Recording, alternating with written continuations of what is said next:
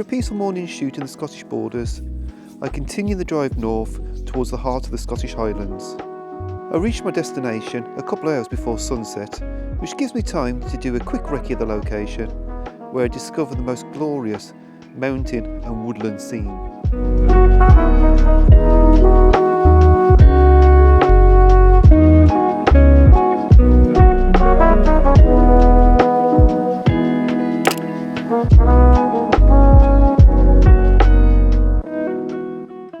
Good morning guys, and welcome to my new favourite place to photograph in Scotland. Well, I suppose technically it's not that new because I'm in the Cairngorms National Park, and as you've probably seen in past videos, I do love this place. But I'm actually in the part of the park that I never explored. I'm down on the Mar Lodge estate, which is down by Braemar, so that's the southern end of the Cairngorms. But the woodland here is just as gorgeous as it is over in the Rothermerchant estate, and it's just a magical place to be out taking photos. So I've got my first shot set up. I've used the 40 to 150mm lens on the OM Systems OM-1, and basically what I've done, I've used the telephoto to try and isolate features within the landscape that I want to really concentrate the viewer's eyes on. So automatically, as I was walking up here, this fallen down tree really caught my eye, but when I was around the other side, the background was pretty messy really, not much going on. Not even messy, just pretty neutral. And I wanted a little bit of interest in the frame, so by coming around the other side of the tree, what I've managed to do is actually take a shot at the same tree, but I'm also now getting these hills in the back with the small trees on top. So I think that adds a nice feel to it.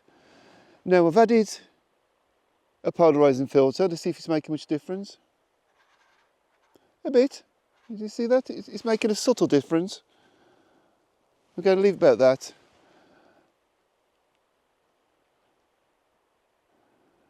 It's quarter of a second, f8. f8 should be absolutely fine for front to back sharpness here because the tree is quite way off in the distance.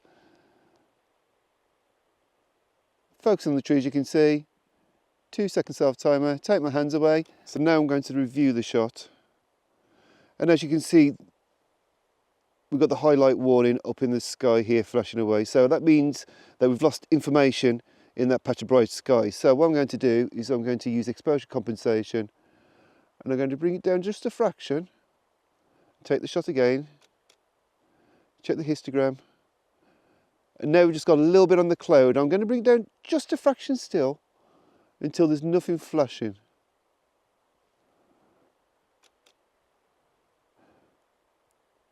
And so now from the histogram you can probably see we're not clipping on the darks, so that's fine. And we've got this patch over here where there is a spike, but it's not on the side. I've got nothing flashing, which basically means now that I've recorded the maximum amount of information on this sensor that I can do. I haven't lost any information, so that means when I process, I'll be able to lift the shadows up, so make the trees back to the exposure they should be, but also keep all the cloud detail on the horizon there, so it's not bleached out on the top. So we should have a little bit of, hopefully a little bit of mood in the sky. But I'll let you guys be the judge, and here's the shot.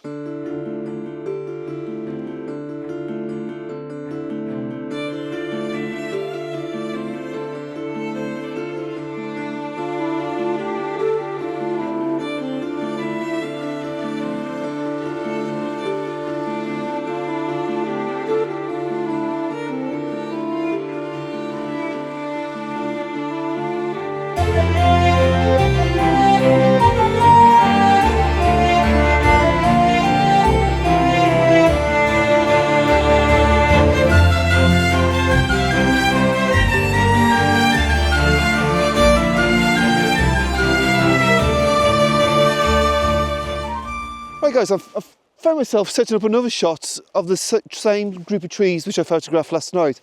There's just something about this one single tree standing proud that really just attracts me, with the sort of little group around with a nice little bit of space to breathe. But I'm not sure if you can see in the distance, the hills have got fresh dust and snow on them, and we did have a brief patch of light earlier, and I was a little bit further up, so I actually missed the light here. But what I'm going to do is I'm basically going to hang around and keep my fingers crossed for some nice light, because I think if I get some nice light on this I reckon it could be a really nice shot.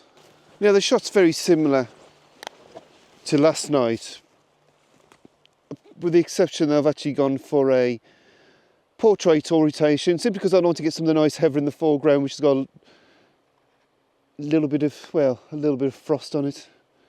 I'm using the polarizer to see if it does anything to the sky. It's doing a bit. We'll leave it on. And ultimately, as ever, it's just a waiting game.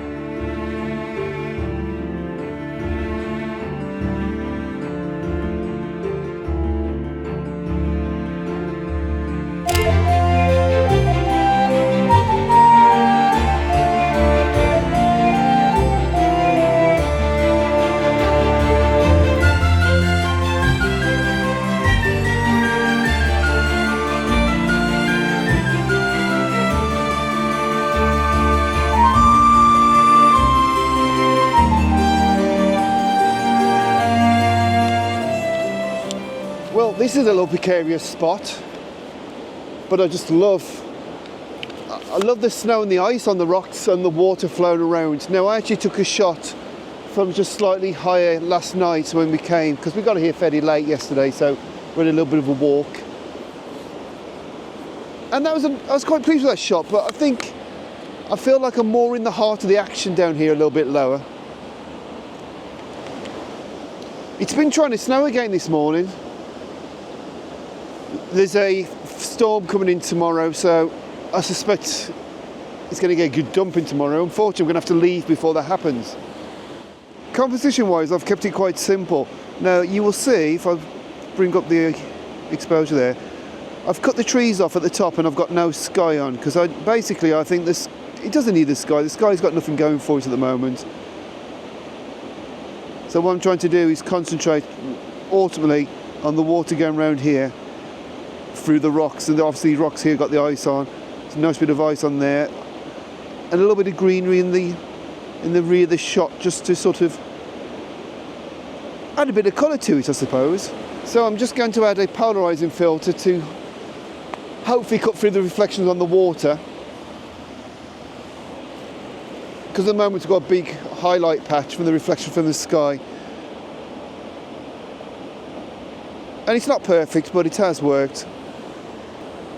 I'll put that shot up on the screen for you now. I'm not entirely happy with it, to be honest.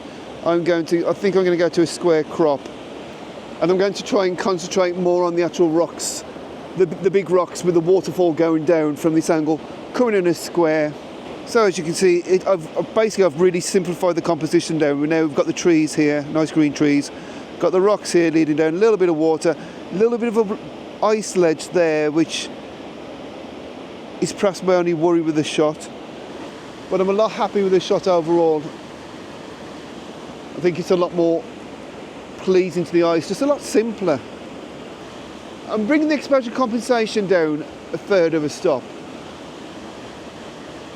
simply because I want to keep as much information in this sort of the bright patches, which is the ice on the rocks. Make sure everything's locked down. I'm getting 1/6 of a second at f10, which may actually be enough.